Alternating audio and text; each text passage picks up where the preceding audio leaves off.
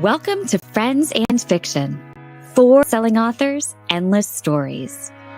Novelists Mary Kay Andrews, Kristin Harmel, Kristy Woodson Harvey, and Patti Callahan Henry are 4 longtime friends with more than 70 published books between them.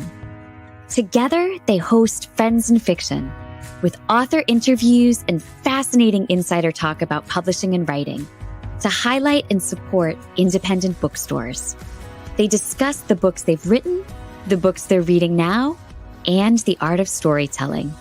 If you love books and you're curious about the writing world, you're in the right place.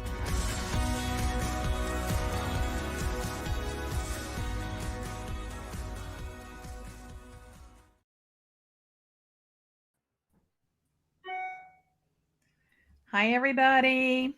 Hi, everyone. It's Wednesday night. It's time for Friends and Fiction. It's our favorite night of the week, and we hope it is for you too. I'm Mary Kay Andrews. I'm Kristy Woodson Harvey. I'm Patti Callahan Henry. I'm Kristin Harmel. And this is Friends and Fiction, 4 New York Times bestselling authors, endless stories to support indie bookstores, authors, and librarians. Tonight, we'll be welcoming Colleen Oakley and Julie Dalton, and Stephanie Thornton will join for the after show.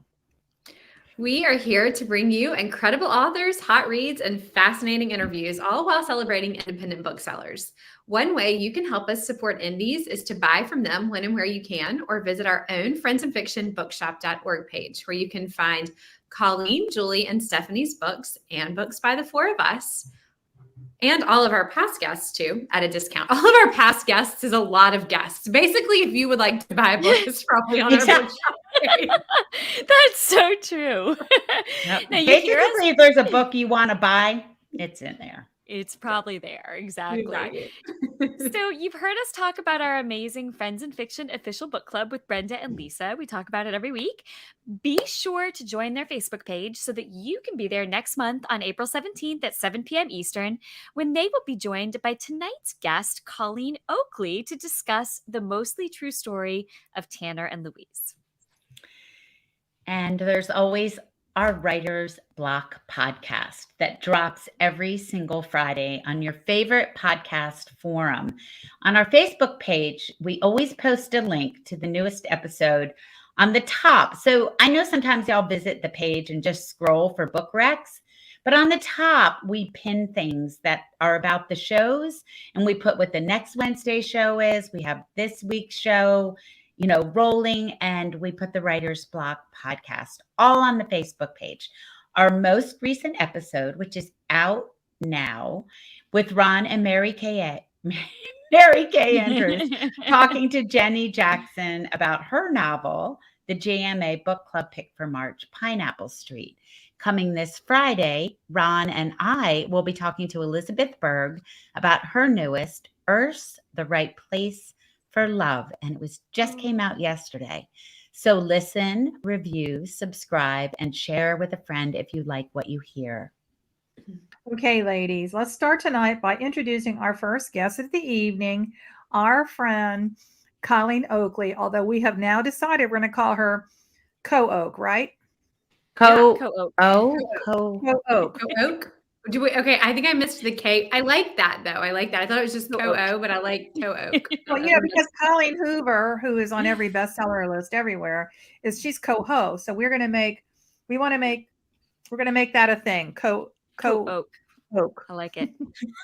It just rolls right off the tongue, evidently. Or not. Colleen Co-Oak is the USA Today bestselling author of several novels, including The Invisible Husband of Frick Island, You Were There Too, and Close Enough to Touch. Colleen was formerly a magazine editor for Marie Claire and Women's Health and Fitness, and like MKA, she graduated from the University of Georgia's, is it Grady or Grady College of Journalism? Grady College of Journalism.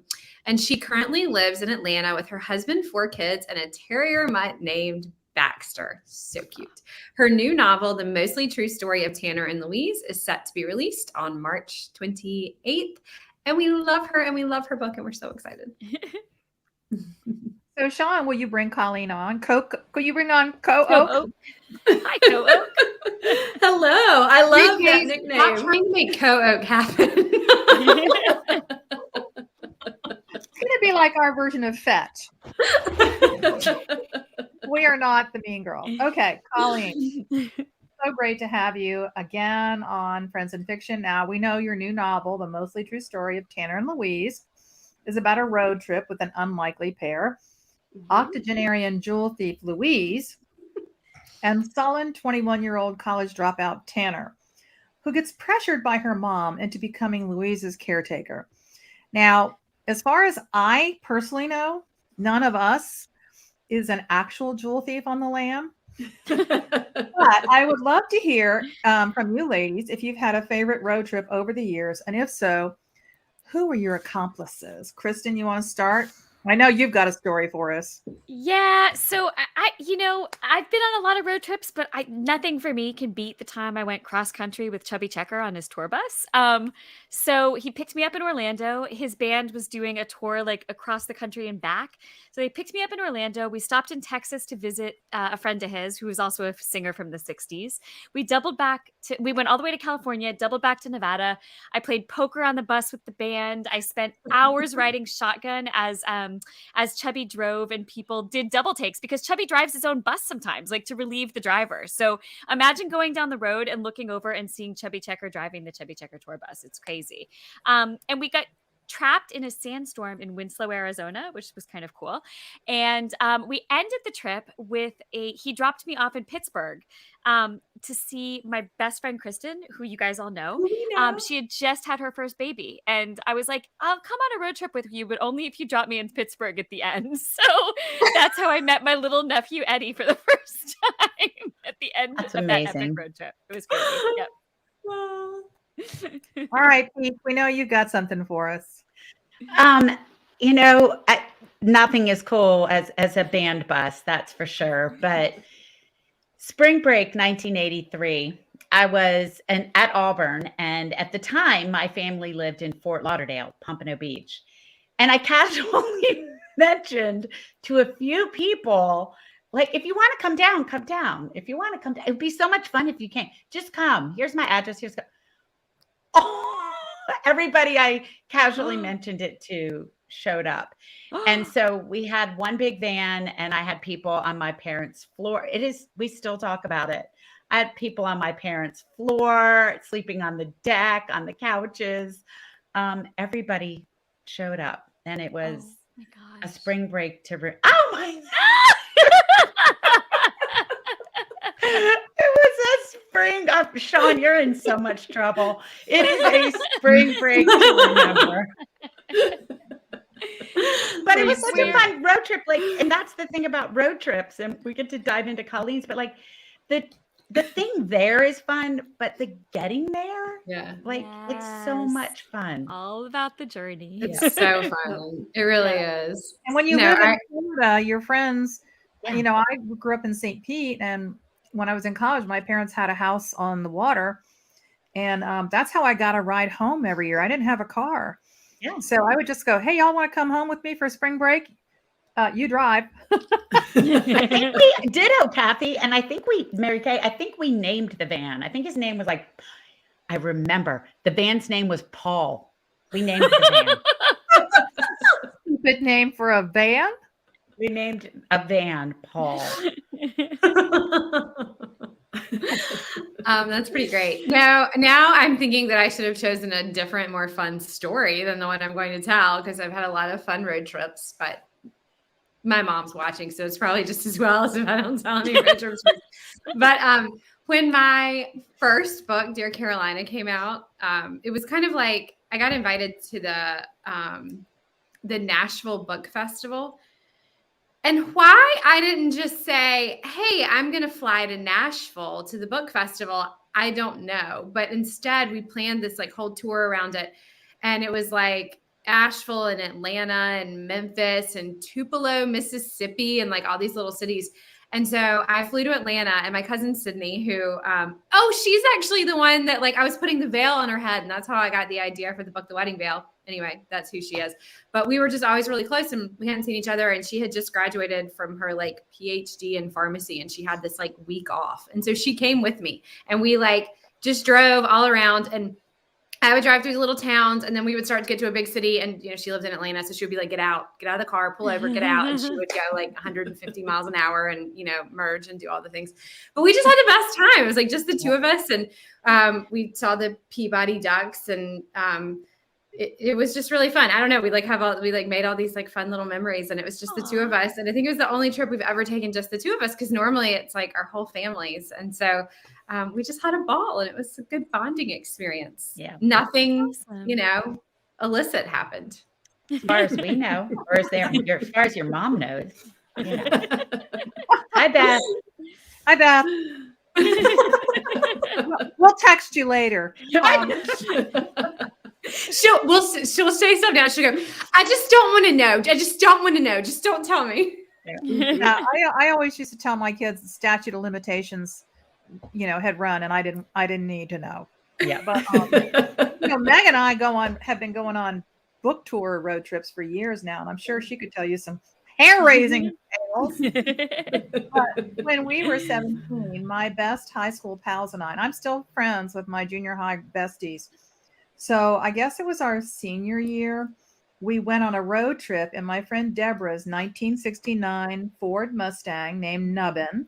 And we drove from St. Pete to Atlanta. Now, we were supposed to be looking at colleges. We went to Atlanta, Athens, Durham, and Chapel Hill, ostensibly to visit colleges, none of which I could have gotten into. Certainly not Duke or Emory, or probably Chapel Hill. Okay. The real purpose of this trip was to stay at Fleabag motels, buy wine with forged driver's licenses. Yes, we did that. The statute has run. And then we, you know, all of us still talk about rolling down the road in Nubbin, blasting Sly and the Family Stone and Santana on that 8-track tape player. That's awesome. And getting our first really intoxicating taste of adult life. So, Colleen, I know your mom has got to be watching. Any road trips you want to own up to? Yeah. Not in front of her, but I will tell one that she knows about, which is about 4 years ago, Fred and I decided to take our 4 children to Denver, Colorado from Atlanta, which I think we had to be drunk when we decided to come up with that plan and then didn't back down from it. But yeah, so we drove 23 hours with our 4 kids, which is half of the trip that Tanner and Louise take in the book, which was very helpful to me when I was writing the book. But yeah, it was, I would say it was great fun, but that would be a lie. That's awesome. You took the whole family to Italy last year, didn't you? We did, yes. And that was great fun. Your Christmas card was my favorite thing in the whole world. When on the back, you were like, we're so sorry. Well, I mean, it's so cute anyway. But you were like, we are so sorry for all the like really annoying Italy stories and how much life is better in Italy stories we'll be telling. We couldn't stop talking about it. Yeah. You and Meg will have to exchange stories, co-op. A thrill ride. Listen, if that helps me get even half of her book sales, I take the name. Like a 10. Forget half. Made the hashtag 10%, whatever. 100, honestly. Yeah. Now you have your hashtag. Okay, speaking of thrill rides, it is time to talk about the mostly true story of Tanner and Louise, which is out next Tuesday, March 28th. Hashtag buy her book, damn it. Now, we have already told you that this novel is about a college dropout who teams up with an 84-year-old widow on the lam from the law for a wild cross-country journey. But Colleen, we'd love to hear you tell us what the novel is really about. Yeah, I love that you guys asked that question. So when I started writing this book, I just thought I was writing this fun road trip book. And it turned out to be 2 things that I didn't expect. The first is the character Louise is very greatly inspired by my grandmother, Marion Oakley, who I had an incredibly close relationship with. And she died of just probably like a month before I started writing this book. She was 92. It was February 2020. And it was devastating. I had a really hard time with her death. And writing this book really ended up being like my catharsis. It was part of my grieving process because it felt like I got to spend time with her a little bit every day when I was writing it. So that was an unexpected joy. And then the second thing that it's really about, that I didn't really discover until the end of the book, is it's really about being a woman in this world, what it means to be a woman in this world, for both Tanner, for both being a young woman and then an older woman, and everything she had been through and what it was like to be a woman for her. And, you know, kind of how far we've come from the time Louise, you know, was in her 20s and 30s to now when Tanner's in her 20s, and really how far we have to go. So it's kind of an exploration, a fun exploration of feminism. That's amazing. And I think in that is a bit of a seed of this story, which is your grandmother. But, we talk about this all the time because it's so fascinating, the origins of stories. Where do they come from? What seed do they grow from? I want you to talk to us about the seeds of this story. I know it was your grandmother, but I'm assuming it was also a story that was in the news a couple of years ago. So how did all that blend together into this story? Yes. So my grandmother, about 5 years before she passed, was diagnosed with late onset Parkinson's disease. And I don't know if you guys have ever known anybody close to you that had Parkinson's. It's a really tough illness to deal with, mostly because of obviously the symptoms of it, but then the concoction of medications that they put you on to deal with those symptoms create really, really vivid hallucinations, really vivid dreams at night. And it's very difficult for the person to decipher what's real and what's not. So my grandmother, who had a wicked sense of humor, and we spoke on the phone 2 to 3 times every week, our phone calls, she started to say some very alarming things. So she started one time, she asked me if I had sent the check for $10,000 to New Jersey. And I said, "What check, Grandma?" And she said, "Well, for my gambling debts." And I said, "Oh, okay." And then another time she had told me that my Aunt Wendy had just gotten out of jail. And I said, "What was she in jail for?" And she said, "Well, for murdering that man." And so these were all stories that my grandmother would have found hilarious. And then my family, we all started kind of sharing the most outrageous things she had said as just part of the laughter to kind of get through our grief of what was happening. And of course, being a novelist, the little wheels in my brain started turning. And I thought, what if my grandmother, who had this kind of amazing life in her own right, you know, she graduated from Cornell with a master's at a time when women didn't really go to college. She met Jimmy Stewart, you know, she traveled all over the world. What if she also had this other very secret life that we didn't know about that was all starting to come out? What if she had gambling debts? What if, you know, she traveled because she was an international jewelry thief or con artist or something? And that's when the idea for Louise and the idea for this book was born. And yes, Patti, the news article that you're talking about. So about, I don't know, 4 or 5 years ago, there was a woman who was arrested in Atlanta, and she was in her 80s, and she had spent her entire life, she had a life of crime behind her as an international jewel thief. And I remember reading that story and going, well, this might be the most fascinating woman I have ever read about, because she kept evading the law.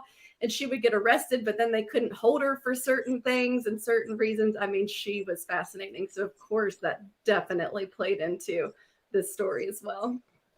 It is so fascinating. And it's so fascinating because the rest of us might have read that and been like, that's crazy, and moved on. But you said, that's crazy, grandma story. Yeah. You know, It's just, I find that fascinating, the way that stories grow out of these things. Yeah, that's so cool. Yeah, I would love to be in your brain, Colleen, just for, you know, your ideas are always, they're so good. Your ideas are always so good and so interesting. My brain is mostly, what am I going to feed these children next? I can't imagine. I only have one, and I feel like it's a constant, like, I'm hungry. Can I have a snack? What are we having for dinner? What are we having for? Yeah. And this refrain, we don't have anything to eat. Yes. Oh my gosh. Yes. Especially after I've just gotten home from the store. Yeah. Right. That's what I mean. Well, Colleen, it's obvious that you've thought a lot about the differences in generations between 21-year-old Tanner and 84-year-old Louise, but you've done kind of a neat switcheroo and defeated our expectations. So Tanner is a rule follower who reluctantly admits to being afraid of virtually everything, and Louise is seemingly fearless, except when it comes to heights. So who are you spoke a little bit about your grandmother, but who was your role model for Tanner? Yeah, Tanner, it's interesting. She really came out of nowhere, mostly as the antithesis of Louise. I needed somebody who was different than her, who was going to clash with her at every turn. But of course, like most authors, there is a little bit of me in Tanner. I had to kind of go back many, many years to when I was 21 and remember what that felt like when you think that every single thing that happens to you is the most important thing. And that if something big happens to you, then your life is either set or your life is over, and just trying to really figure out your place in the world. So there's certainly a little of that in there. Nobody would ever accuse me of being a rule follower. So that's not part of me and Tanner. But yeah, so that's how she came to be. I love that. She's fantastic. They both are. They're such a fantastic duo. I love them. Colleen, you were, sorry, Co-Oak. I apologize. I got the program. So you were talking a little while ago about how the feminist themes in the book sort of surprised you. And the themes about kind of what it means to be a woman, a mother, and a daughter. Can you talk a little bit more about how those came about and what you were sort of expecting it was going to be a light caper? And I'm curious whether those revelations along the way changed the framework of the story as you were writing. Yeah, for sure. I mean, when I really just came up with the idea and I started writing, I was just having fun. I was having so much fun with Louise and Tanner's interactions and their banter. And then as I got deeper into the story, the themes just really started to come out. I started to do a lot of research on the second wave of feminism, because that's when Louise would have, kind of come up in her 20s and 30s, the things that she would have experienced. And also, not for nothing, the movie Thelma and Louise, which was another big inspiration for the book, that movie, I rewatched it while I was writing the book. And of course, the themes of feminism are so strong in that movie. But it's very zeitgeisty. It's very where Thelma and Louise were, like in those that come out in the early 90s. And so I feel like this is almost the answer to that if Thelma and Louise were 84 and 21 in 2023. So so those feminist themes really started to just naturally come out, and I just dug deep into them, and also kind of turning expectations on their head. For instance, Thelma and Louise, there's not one good male character in that movie. They're all terrible. And that's not been my experience in life. And I wanted to make sure that there were good male characters also in the book. So yeah, just kind of pushing against the expectations a little bit. I love that. Yeah. I think I was surprised by the thread of domestic abuse in the book. Yeah. Yeah, it was interesting in my research. I did not know this, that the first domestic violence shelter, they used to call them battered women shelters, did not open in the United States until 1973, which is just wild. I mean, think of how necessary those shelters are, and women literally had nowhere to turn for help. 1973. 1973. Wow.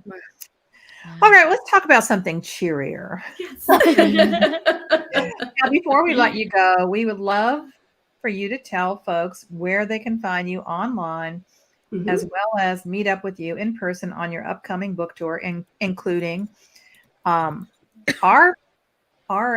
thing that we're doing together in Savannah. Yes, I can't wait for our event in Savannah. I believe that's April 12th at E Shavers. I will be doing 5 or 6 events in Atlanta. I'm going to Ohio, Pittsburgh, Charleston, Litchfield Luncheon. I'm doing that, which is such a great event. Beaufort, not Beaufort. I wish I was too. So yes, lots of great events coming up. I hope I get to see a lot of you viewers out there at some of them. And you can find me on Instagram at writer Colleen Oakley and on Facebook at Colleen Oakley. Are you Great. going to change your website to Co-Oak or? Yeah, now, well, yes, I should make that change. So Or just like buy that domain as Stay tuned for well. that. Yeah. Yeah, just, and then they can like link together, you know. You're going to have to get on Absolutely. TikTok now. Just, if you have 4 children, they can help you with that. Yeah. Henry, my oldest, every day says, "Mom, I'll be your social media manager." Meanwhile, I don't even let him have social media, but he's still probably better at it than I am. Yeah. They just know how to do it. It's like an Yes, it's like instinct. instinctive. Yeah. That is funny. Okay, we've got a reader question from you that we think is so good. It's from Sue Johnson Bishop. And she says, Colleen, did you ever feel like your grandma was helping you write the story? Oh, And did you have any goosebump moments? I love that. You know, I don't know that I can say I felt like she was helping me, but I certainly teared up at many points when I was writing it, just remembering her and thinking of things that she would have said or done. I mean, to me, that's why the character of Louise is so funny, because my grandmother was so funny, and it's so many of the dry, sharp, sarcastic things that she would have said. And yeah, I think my goosebump moments are, when I get people's reactions to the book. The book has gotten a lot of good early buzz. And I just, I can't help but think that my grandma has a little hand in that. So, Yeah. I'm sure she does. Cheers with your Tanner and Oh, Louise coffee. Oh, we've all got our Tanner and Louise, except for Kristy. I know. I have it. I put it somewhere for safekeeping, and it's so safe. I can't find it. it's so safe. It's never going to break. I photographed it like immediately when it came in the door. So I guess that was like it's got to be, it's somewhere around here. I'll find it. Little Will probably has it in his backpack along with the airline bottle of vodka. I hope not. Oh my God. I'm going to be out of 5th grade. All right, Colleen, thanks so much for being with us. We're going to run along because we got somebody else coming on. Thank you guys so much. Good luck on the road, Colleen. So Thank excited you. for you. All right. Well, here at Friends in Fiction, we are all about books, from our separate book club to our podcast. And of course, this show is run by the 4 of us, all of whom happen to have brand new books out in 2023. So if you think you might want to get signed first editions of those books, you can head over to booktown.com and find our Friends in Fiction first edition subscription. It's a really fun package. It comes with 4 books spread over 4 separate months. And not only will you get signed first edition hardcover copies of each of our books the week of each of their releases, but you'll also get a limited edition kitchen towel that says, "Dinner can wait. It's time for Friends in Fiction." So you can order from them right now at booktown.com. That's Booktown with an E at the end. And we want to make sure you know about our in-person events coming up. You'll always read about them in our newsletters and on our individual websites. But for a quick recap, we'll be in Columbus, Ohio on April 26th, and then in Charleston, South Carolina at Buxton Books on May 1st to celebrate the launch of Patti's new novel, The Secret Book of Flora Lee. Then June 6th in Huntsville, Alabama for Kristin's The Paris Daughter. And on July 20th, we'll be in Tampa at Oxford Exchange for Kristy's launch of the Summer of Songbirds. Tickets for all of those events are on sale right now. And all of them are going to be so different and so fun. So you don't have to pick one and then not the others. You can go to all of them. You can have an epic road trip. Yeah. Road Jinx. trip. That would right, be a but great that's not all. anthology. I'm just saying, it'd be a great, I know some of us don't want to write an anthology, but it would be a great anthology. When we say some, we mean one. Anyway, that's not all though, because we will be in Kristy's town of Beaufort, North Carolina, not Beaufort, South Carolina, on August 1st for a breast cancer fundraising event with earlier.org, which feeds into what Kristin and I have both been saying is get your mammograms, detect it earlier. And then in October, we will be on the road together again. And I think we're about one day from being able to announce where and when for MKA's Bright Lights Big Christmas launch. In other words, in case you're lost in all of this, Between April and September, we will be together at least once per calendar month, and you can be there with us too. So make sure you're signed up for our Friends in Fiction newsletter and our individual newsletters, so you're always the first to know about all the fun.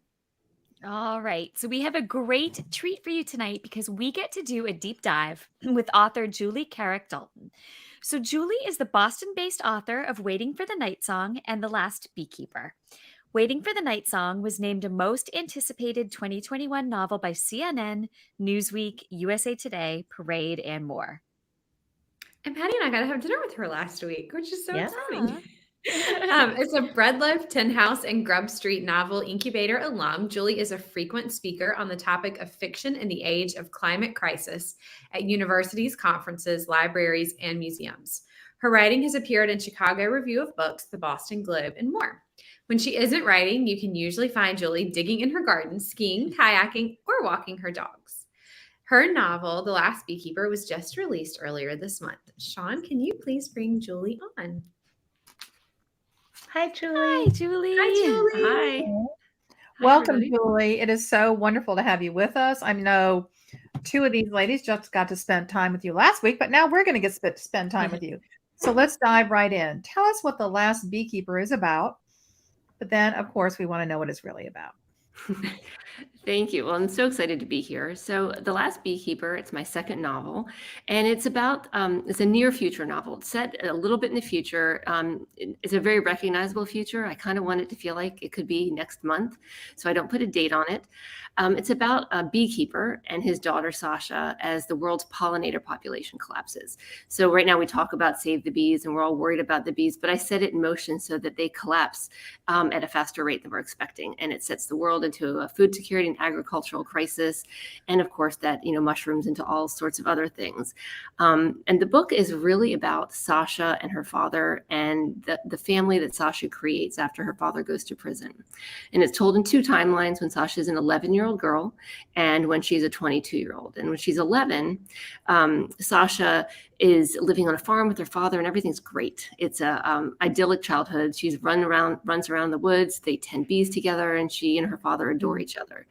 Until the bees die and her father's implicated in some potentially nefarious behavior and he goes to prison and she's kind of set adrift. And then the second timeline that goes back and forth, Sasha is 22 and she finally returns home to that farm looking for answers. Why did her father go to prison? Could he have done something differently? And even a bigger question, is she partially responsible?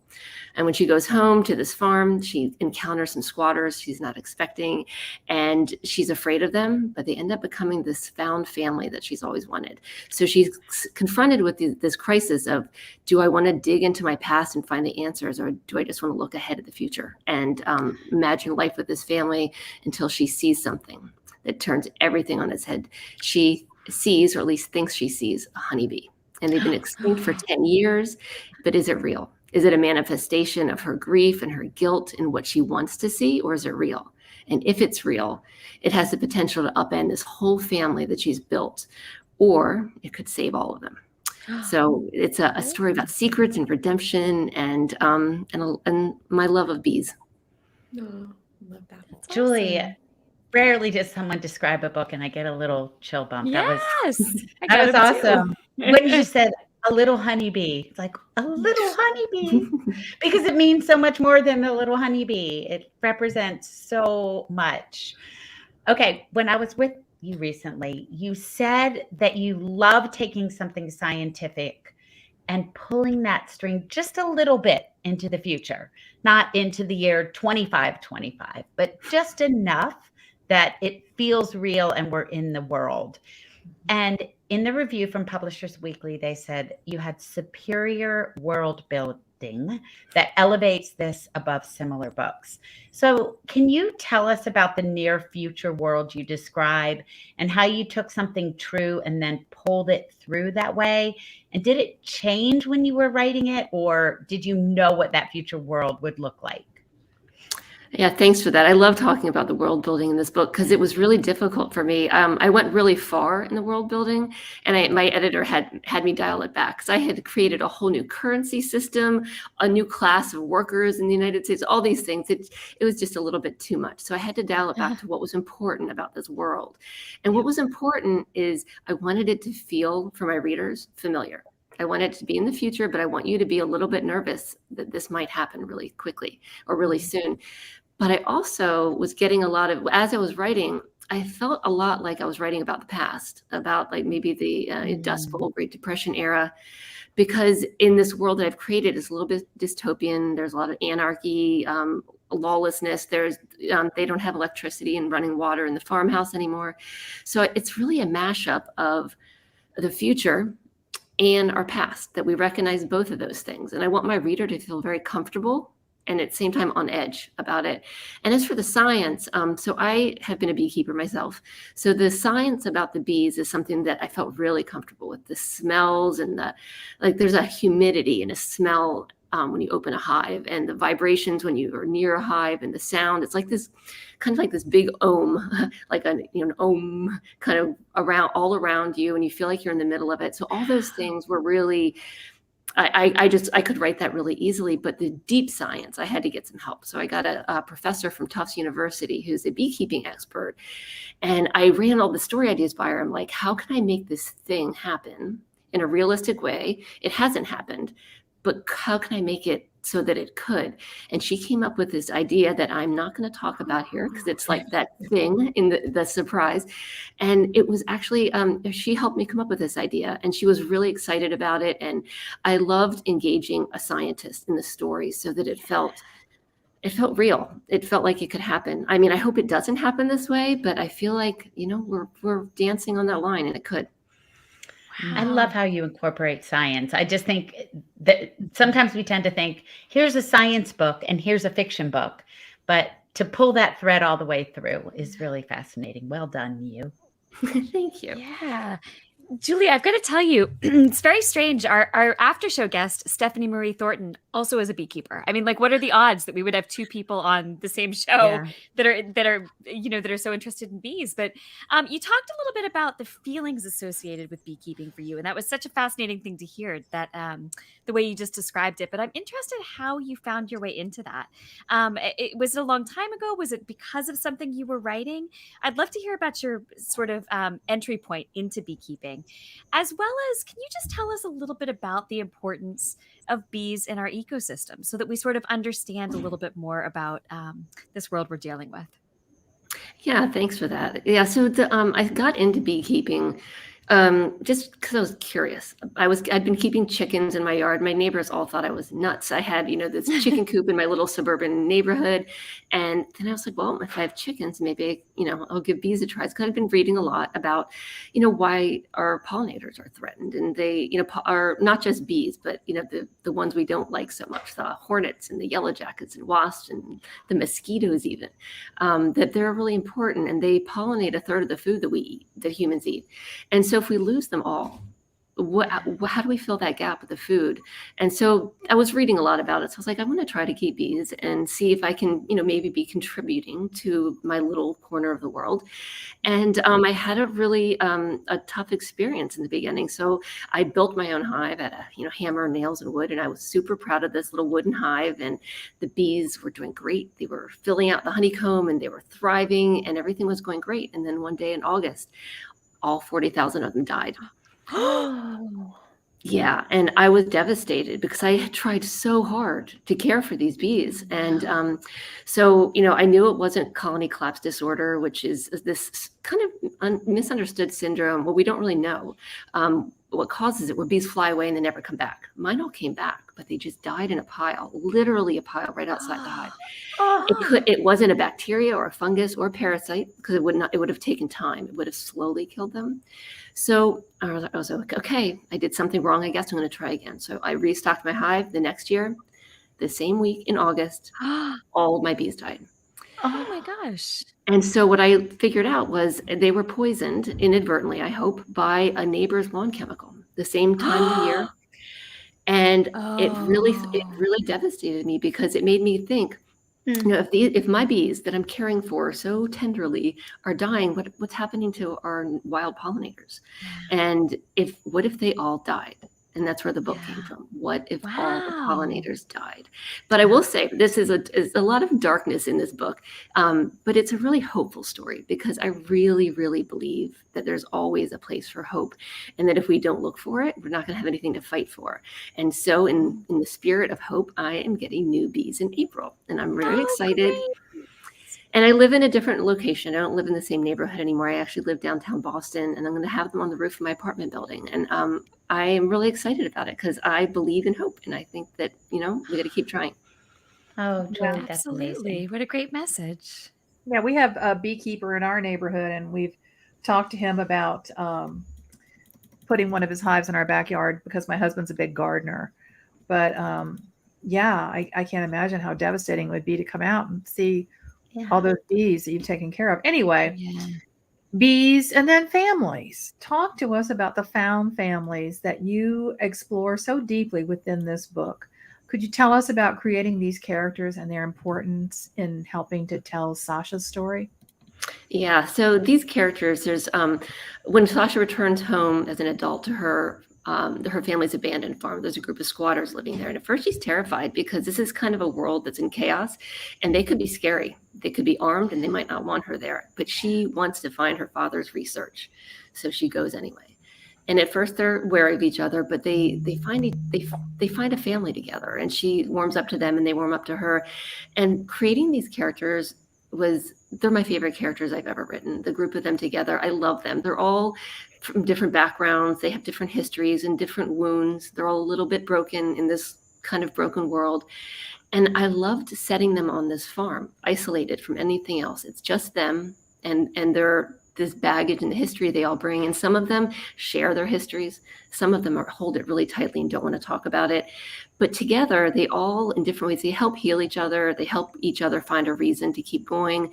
And they, I think they complement each other. But what I loved was isolating them. They're isolated from their own families they had before, from their communities, from their past. They're just with each other in this farmhouse with no water and no electricity, and building the relationships between them and how they survive together, how they source water, how they try to grow food and protect each other in moments. And sometimes they fight. They're not always, and they're a family that happens. But those relationships to me were just, it was so rich. Like, I feel like I could write a whole nother book just about these characters. Oh, do you think you will?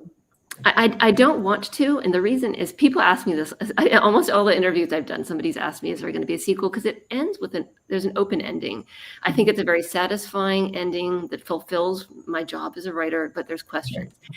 But I want these characters, I feel like they've all learned something, they've all grown, and they've all connected with each other. And I kind of want them to go out in the world and just do their thing. But what I would like is a postcard or something from them to let me know what ended up happening with them. Because I feel like they've all grown up, the kids are all, you have to let them go. But I don't think I want to revisit it because I want to imagine all the things that they might be doing. And I don't ever want to put it in ink so that there's no other wondering. Yeah, I think all of us have created stories with characters. And maybe we can't do another whole book with them, but we'd love to know where they are and what's happened with their lives. And you did that beautifully. You made us wonder. Yeah, for sure. Well, Julie, we're hearing more and more about climate fiction. So for anyone who hasn't delved into these books, can you talk a little bit more about climate fiction in general? And then can you tell us what created this focus in your writing? Yeah, thanks. So I don't know that there's a formal definition, but I like to think of climate fiction as, any fiction that takes on themes of climate change that make you think about it, that, they consider the science seriously. And they come in, horror novels. There are rom-coms out there that are taking on climate crisis. A lot of, dystopian, post-apocalyptic stories, a lot of YA stories.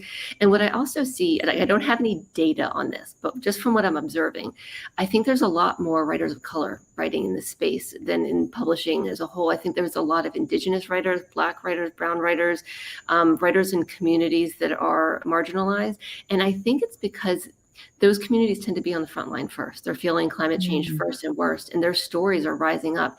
And some of the most amazing work that's coming into this space, I think, is coming from a huge range of authors, which I think makes it a really exciting space to be writing in. And I do a lot of talking about climate fiction, so I'm glad you asked that. Thank you.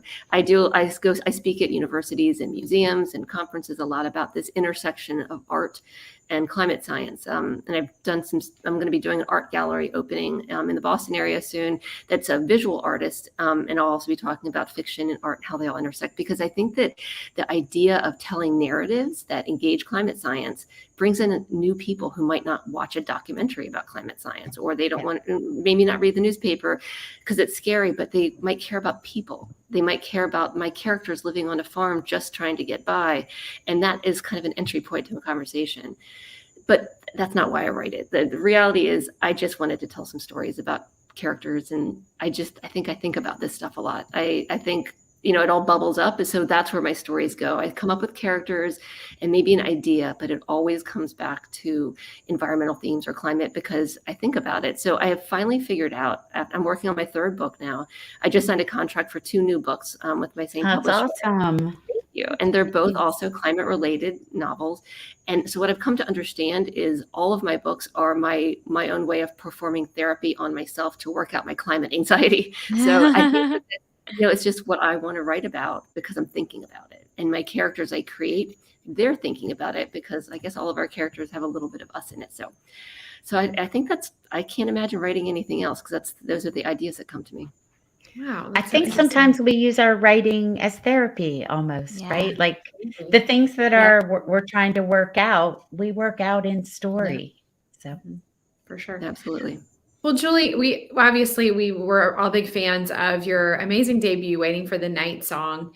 So, and would certainly recommend that people who want to delve a little more deeply into the genre, go read that book also. But do you have any other books that you would recommend kind of in this genre for people who are interested in learning more about climate fiction, reading more climate fiction? I actually have one right next to me because I was reading it on the beach today. Oh, good. Okay. Perfect. I always like putting people on the spot because I don't know about y'all, but sometimes I'm like literally reading something and I love it and I can't remember. I'm like, Yes, same. Your brain Same. goes to fuzz. I know. Well, this book is called The Light Pirate, and it's by Lily Brooks Dalton. She's no relation to me. She's just another Dalton out there. But it's also a near future climate story. It's set in Florida. There are, hurricanes, rising water, and it's such a beautiful story about human beings. I mean, it's scary and it's dark, but it also has this hope that you just the character that she creates. There's also some magical realism in the story, and it just gives me so much faith in humans, which sometimes I don't have when we talk about climate, but it's a really beautiful story. So that's the one I'm reading right now, and I'm just tearing through it. It's wonderful. That's awesome. That's awesome. I love hearing about things like that. Yeah, it's a good book. Oh, Kathy, you're on mute still. We've got this high-pitched noise that we're trying to figure out. It's the bees. It's the bees. They've gotten into the system. Yep. I'm like, is it me? Julie dropped her bees. I don't hear it. I didn't even see that y'all were talking about it. I was so into what Julie was saying. It's the bees. It could be the bees. But Julie, we've loved hearing about your book and getting to know you. Can you tell everybody how they can find out about your tour and where they can connect with you online to find out about you and your work?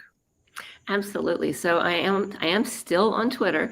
You can find me at Julie Cardalt. So Julie and Cardalt. I'm on Instagram at Julie C. Dalton, and I'm on Facebook at Julie Carrick Dalton. That's also my website, juliecarrickdalton.com. And if you go to my Instagram feed, you'll see I have my tour schedule. I'm going to be coming to Atlanta and Cleveland, outside of Philadelphia. Let's see where else. I'm going to be coming to the Gaithersburg Book Festival, which I'm excited about because I'm from Maryland, so it's going to be some home turf. And then I'm going to be doing a bunch in New England, this late spring and summer, and a tour in the Mid-Atlantic in the fall. I'm going to be hitting some universities and some bookstores in Maryland, Delaware, and DC. Great. That's amazing. We'll have to find you on the road, Julie. Yeah, I want to get in on one of these road trips you're planning. Right. I know. Yeah. Also, when I come back next time, I would like a pre-prepared nickname, I think. Oh, too. yes. Okay. I know we dropped the ball. Exactly. J-Doll. Give Doodle. yourself Doodle. one. Jukar. Doodle. Doodle. You can work on it. I have we need another to book on workshop it. this a little bit. We'll get back to you. And the road trip we'll all take together, I think Colleen needs to drive. Yes, yes, I think Co-Oak needs to drive Co-Oak. the van. This And sounds like a I know good what trip. we'll do. We'll name the van Co-Oak and we'll all go together. Yeah, because like it. naming a Van Paul, that is the most boring. I didn't name it. I'm just telling you what it was. How can you name a Van Paul? Co-Oak, I think you're still in the background. You should pop in. Yeah, bring her in. Are you up down? for driving? I don't think you want me to drive, but I will. How many I cars want do you have in that Julie's car? of yours? characters and Louise to go together to the farm. Colleen, do you have a mom van? Oh, of course I have a mom van. I can fit everybody and then some. We can invite more Oh, people. excellent. Problem solved. Okay. Yeah, we'll throw soccer stuff out the back of the van as we ride. Oh my gosh. You two are so much fun to talk to. Thanks for coming on tonight. That was awesome. This We is a love great night. having Thank you. Yeah, thanks for Super, being super with us. fun. Oh, yeah. Thank y'all so much for being with us. We had such a good time with both of you, and we know everybody out there loved watching you too. So don't forget that you can find all of our back episodes on YouTube. We are live there every week, just like we are on Facebook. And if you subscribe, you won't miss a thing. Tune in next week. We'll be joined by Lisa Scottolini and Robert Dugoni for what promises to be a spectacular winter season finale episode. Wow, season finale, guys. Look at us. I know. Next And be week. sure to stick around for our after show where we will be talking with Stephanie Marie Thornton. Good night, everybody. Night. See you in just a minute.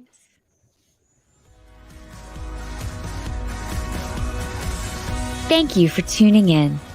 You can join us every week on Facebook or YouTube, where our live show airs on Wednesday nights at 7 p.m. Eastern Time. Also, subscribe to our podcast and follow us on Instagram. We're so glad you're here.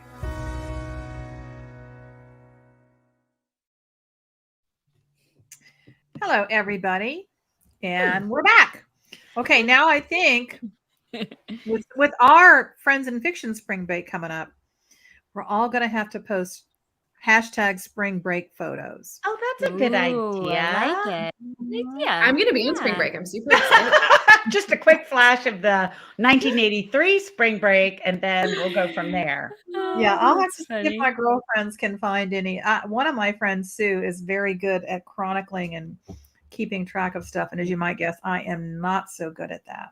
I can think of There. some real doozies off the top of my head. So Well, Kristin, you just got done with spring break, right?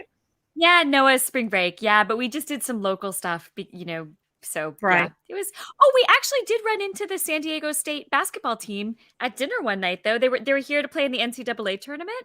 So they had dinner right at the next fun. table over one night. I was like, that's kind of cool, right? It's pretty That's epic really spring break. cool. Yeah, they made it to the Sweet 16. I'm impressed. It was obviously the dinner company that, clearly. Right. That Yeah. made your whole spring break. Yeah. Pushed them into the next round. Obviously. Yes. Kristy, And have you had spring break yet? Me? Yes. Oh, no, it is April 10th. So we actually, we have a little while, but it's so I'll be on vacation on our vacation. So that's great. Well, that Nice, was good perfect. timing. That I lines up. know, I Yeah. know.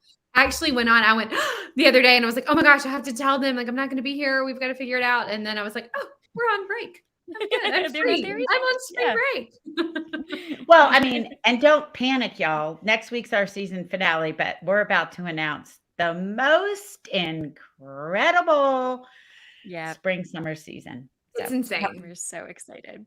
It's insane. Yeah. But for now, let's welcome Stephanie Marie Thornton. Stephanie is a writer, a librarian, and a high school history teacher who has been obsessed with forgotten women from history since she was 12. She has written about many of history's forgotten women, ranging from Theodora of the Byzantine Empire to Genghis Khan's wife and daughters, to two women connected to the Cold War, to Theodore Roosevelt's rebel daughter, Alice. That is a wide range. I mean, that's a Yeah. lot of history. She lives in Alaska with her husband and daughter. Her newest book, Her Lost Words, which that cover slays me. I just love that Yeah. cover. Do y'all see that that's a feather quill, but Yep. it's made, oh, it's so beautiful. Beautiful. Anyway, Yep. this is a tale of two literary legends, Mary Shelley and her mother, Mary Wollstonecraft. I'm going to have to ask her how to say that, who both shaped the world with their words. It is set to be released on March 28th, this coming Tuesday. Sean, can you bring Stephanie in? Hey, Hi, Stephanie. Welcome. Here. It's so nice to have you. And I cannot believe the coincidence about the beekeeping. Like, what are the odds we'd have two beekeepers on in a night? I know. As I was listening, I was just totally hooked. Yeah, I've got 2 hives that I have managed so far to overwinter in Alaska during one of the snowiest winters on record. So That is amazing. hoping that they'll pull incredible. through. We've still got so much snow. So like 1 more month, guys, 1 more month. Oh my gosh. Hang in there. Oh, Keep each other warm in there. exactly. Snuggle up. Cuddle up Exactly. your little wings. I have a friend and we were joking. She was like, you should knit them all sweaters. I was like, don't tempt me.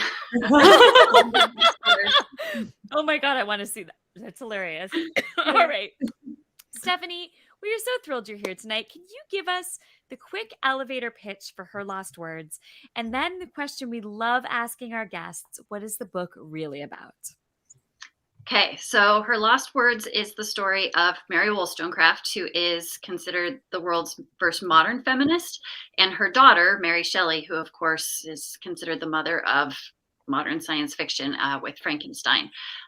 So that's the elevator pitch.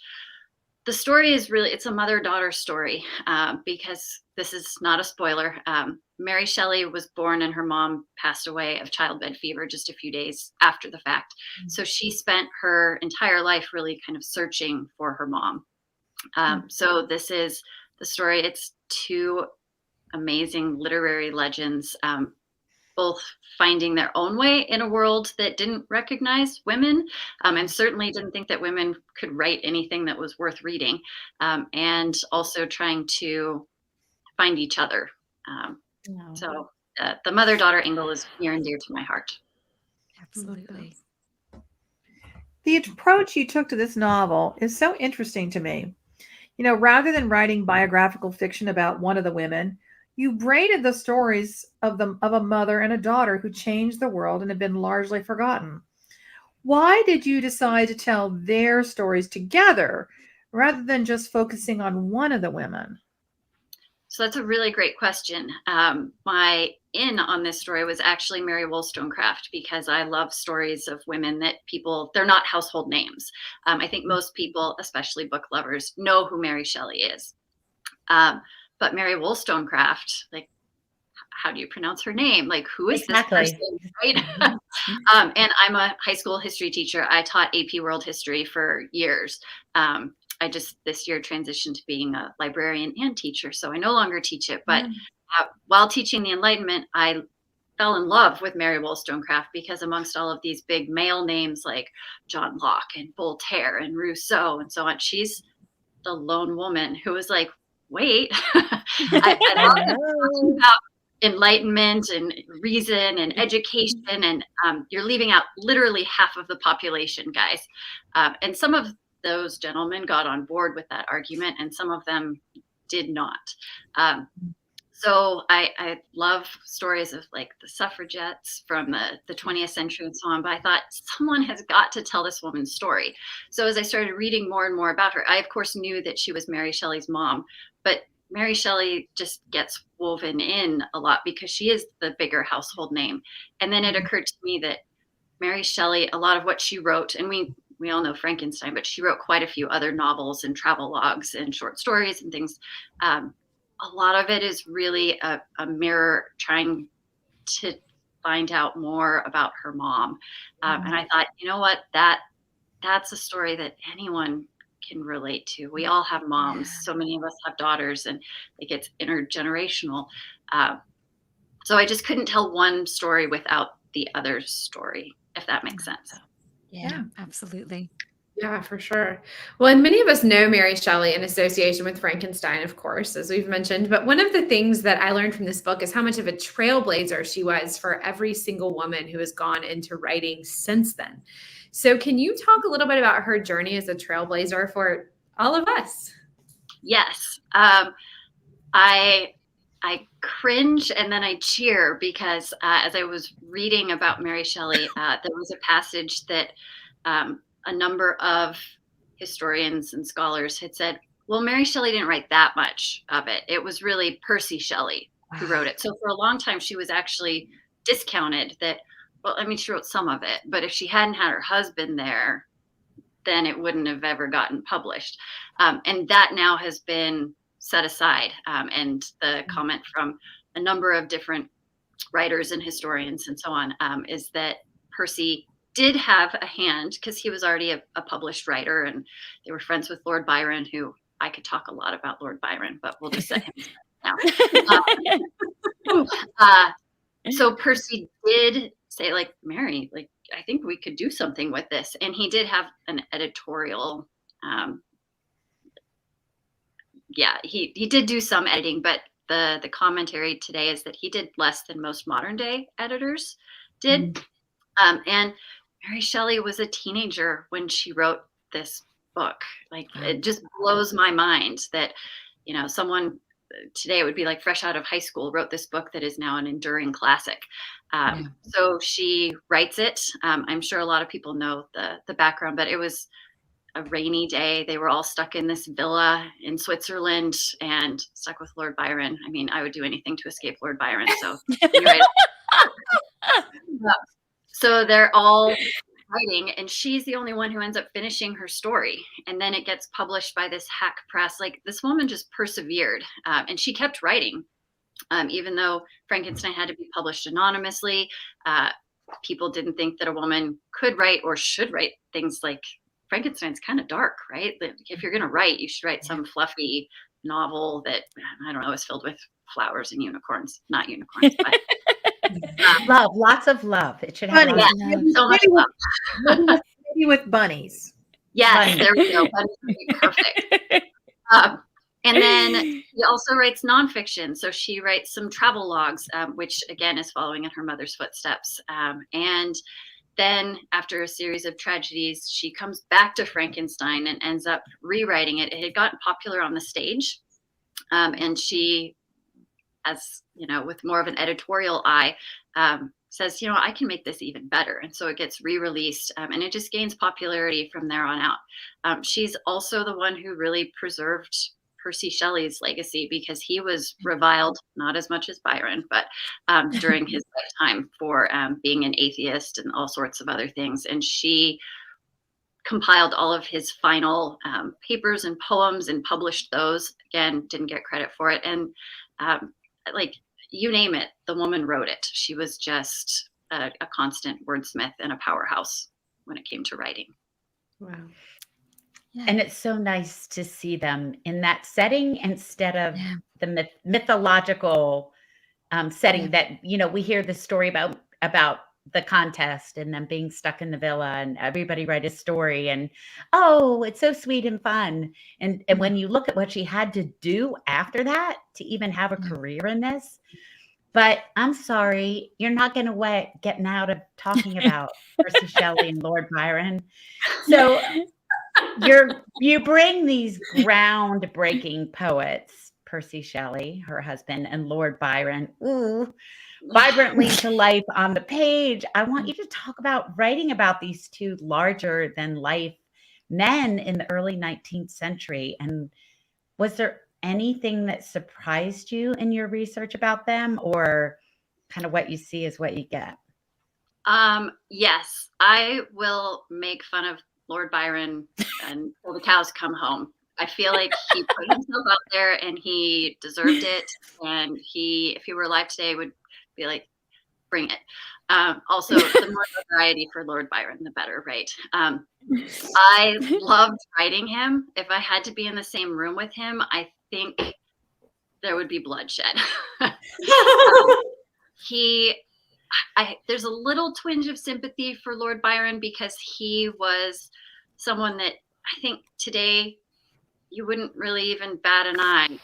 He would have been someone like, I could see him performing a cabaret on the stage or something along those lines.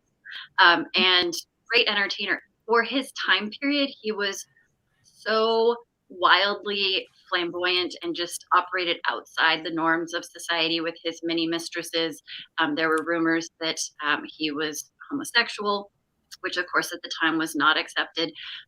When I read through some of his letters, and I got the opportunity when I was in Rome last summer to go to the Keats and Shelley Museum, which has a lot of Byron stuff and Mary Shelley's also. Just reading through some of the little snippets, there is some sympathy because he was so insecure. He had a weight problem. He had a limp.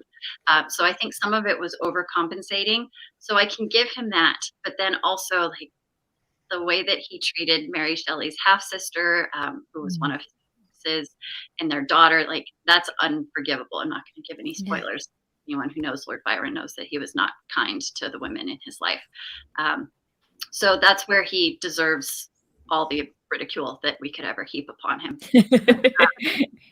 Percy Shelley is a little bit more complicated in my mind, because the story is told from Mary Shelley's point of view, and from her letters and like she just loved him. She just loved him. And he was a romantic poet, so he's larger than life, and is this man who would sweep, I think, a lot of women off of their feet just with the power of his words alone. Kind of reminded me, I'm sure many people are familiar with the Hamilton musical, like Alexander Hamilton won Eliza with the power of his words. I think Percy did that too. And he was not perfect. It was painful sometimes to read about the gossip sheets and the ridicule that was heaped upon Mary and Percy. They did elope, so they did invite some of that, but what they were doing, if it was, today, they wouldn't have suffered the intense scrutiny that they did. Which really did, I think, bother Mary to a pretty significant degree, especially when it impacted her family. So Well, Stephanie, I told you how much I loved this book. I mean, I finished the book on an airplane a while back. I blurbed the book, so I read it a while ago. But I finished it on a plane and was like full out sobbing on the airplane. Like not just like the little tears where you're like, oh, that was so touching. I had like tears running down my face, and I was like, like the sniffle. Yeah, it was not pretty, but like the book just it really was such an emotional book, and that taught me so many things about these people I didn't know. I knew the names, I knew a tiny bit of the history, but you did such a wonderful job of bringing them to life. So I wanted to ask you, finally, can you talk to us a little bit about the title, Her Lost Words? Why was this title so fitting? I can. And first, I'm going to say that part of me feels bad and like I should hand you tissues. And the other part of me is like, ha ha ha. My evil plan worked. So Her Lost Words, I think, applies to both Mary Shelley and Mary Wollstonecraft. With Mary Wollstonecraft, again, she's not a household name, but she's the woman who wrote Vindication of the Rights of Woman. Like that's the cornerstone of modern day feminism, that women should be educated and women should have equal rights. And why in the world are we not doing these things? Educate your daughters. They're not just meant to get married.